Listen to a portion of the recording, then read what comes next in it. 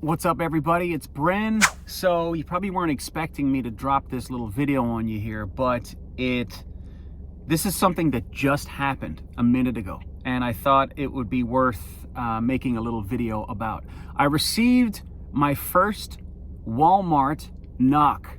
Okay, I got one of those, and it wasn't that aggressive though. It was more like this, right?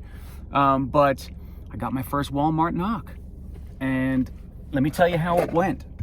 So I was just lying in bed and I had woken up. I was awake for like a half hour. The car was running. I wanted to heat up the car a little bit.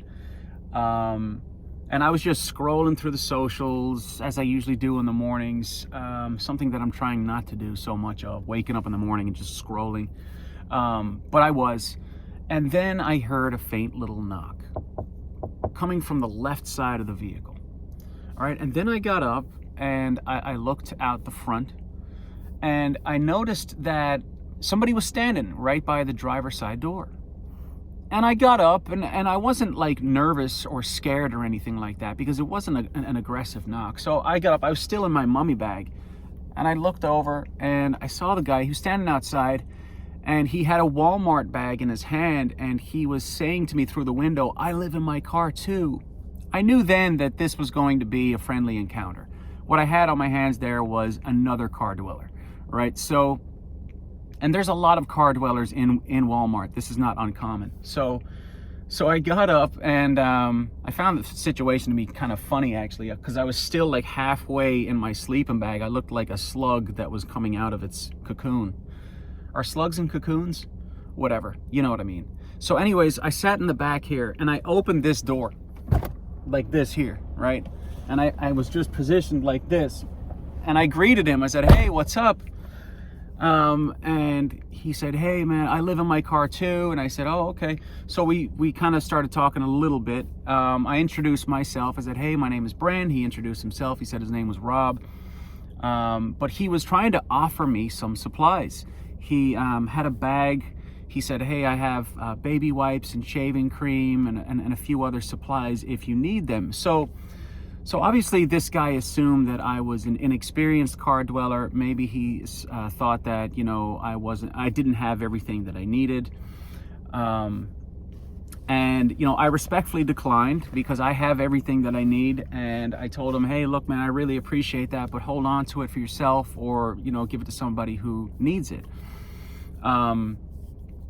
And then I just asked him how long he'd been living in your car. It actually was a truck he was living in. He was living in a pickup truck, which is, that's got to be difficult. And it didn't have like a hood over the bed. So it must be a difficult situation for him. I probably should have asked him if he needed anything, but he seemed to be all right. He said he was living in his car since December, January. So he's been living in his car for 3 months. I told him I was living in my car for 13 months. And I told him I greatly appreciated. Yeah, that was it. It was just a friendly little encounter. You know, I said goodbye and he said goodbye. And he was beside me here for a few minutes just chilling. And I was setting up and getting ready to move on with my day. So that was the first Walmart knock that I've ever received. However, I want to go back over here because it's not the first knock that I've received. I have received a knock before, now that we're on the topic. It was during the summer. I was camping out in a Hampton Inn Suites parking lot. And like I had many times, I've slept in the Hampton Inn Suites many times. But this particular night, I backed into my spot and I was setting up shop, and I saw a security guard in the parking lot. That should have been sign number one that I shouldn't sleep here, is if there's a security guard on duty. All right. But anyways, I didn't pay him too much attention. I saw him off in the distance, and he was glancing over at me as I was putting up my window covers. And I was thinking to myself, man, he's far away. He's probably not thinking too much of it. And I set up my window covers, and lo and behold, you know, 20 minutes later, I see a flashlight, you know, peering through, you know, the cracks, right? And clearly this security guard was trying to see what was going on. It was summer at the time. I had my sunroof down, and I was able to communicate with the security guard through the sunroof, and he's like, "Hey, you can't park here." And I was like, "Oh, my bad, man. I was just stopping off. I was on the road." No problem, I'll leave, right? And it wasn't a bad encounter. You know, he just pretty much told me to leave, and I complied, and I left. That's the only 2 knocks that I've gotten. But this one here wasn't too bad at all. It was a friendly encounter between 2 car dwellers. So, I will say this though. The thought had come into my mind, should I share with this guy my YouTube channel? Should I tell him, hey, look, I'm a YouTuber. I document my journey on the road. You might learn a thing or two from my channel. And I had to think before I did that, because there's a certain element of risk by giving my YouTube channel to somebody who literally physically knows where I'm staying. And you know, that is just giving them too much information, right? This guy was friendly. He was friendly, but I don't trust just anybody, even if they're friendly. So if I had have given my YouTube information out to this gentleman here, he would have probably immediately went on YouTube, saw all of my thumbnails, saw a long list of videos of me car camping. He could have gone through those videos. He would have seen that, okay, this guy's an experienced car camper and he has a lot of things that I need. You know what I mean? And I'm thinking from a criminal mindset, you know what I mean? So, you know, I share with you guys, I've got my Jackery, I've got an iPad in here, I've got a laptop up there, I've got, you know, all of the supplies that I have, all the lighting equipment that I have and everything, you know, my little crock pot even. All of these things, you know, could be taken from me if somebody had ill will towards me. So I didn't want to share all that information with a stranger who is physically next to me, a stranger who is sharing the same parking lot as me. Now, a lot of you out there, you know where I'm at. You know what state I'm in. I'm in Rhode Island, or I'm in Massachusetts. You know, but you don't know where I am at currently, okay? And you don't even know which Walmart I'm in or whatever. I don't share exact information like that. So anyways, I was just being a little extra cautious by not sharing that information with somebody who was pretty much sharing the same parking lot with me. You know what I mean? Because, you know, I'm not trying to get robbed up in here.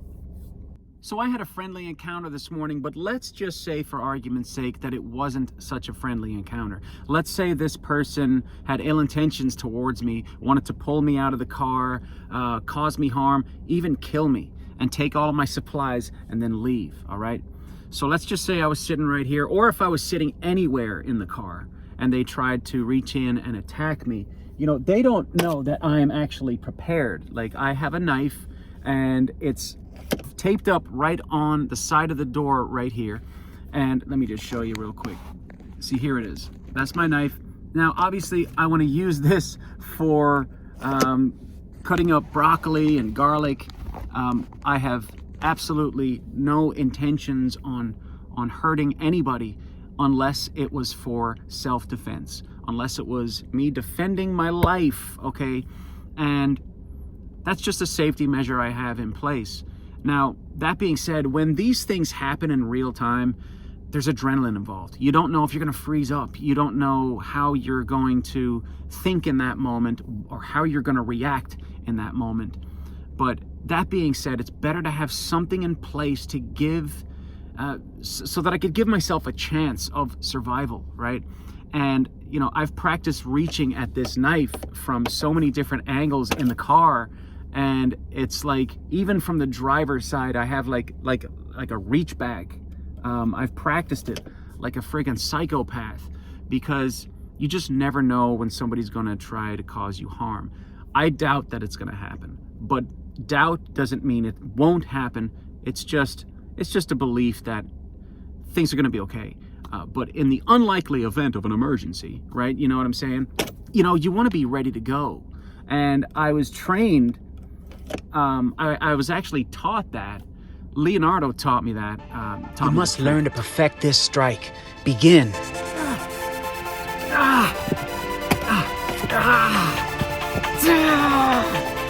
Focus. Now try again. Much better. Now let's try it with a real weapon.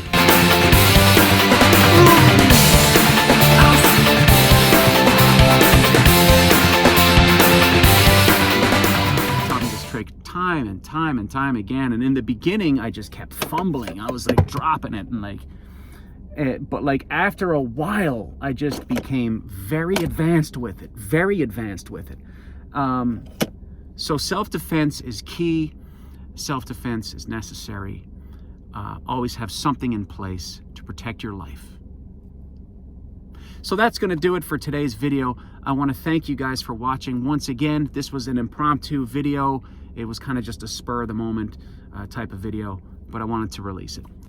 So that's going to do it for today. Thanks for watching. I'll see you on the next one.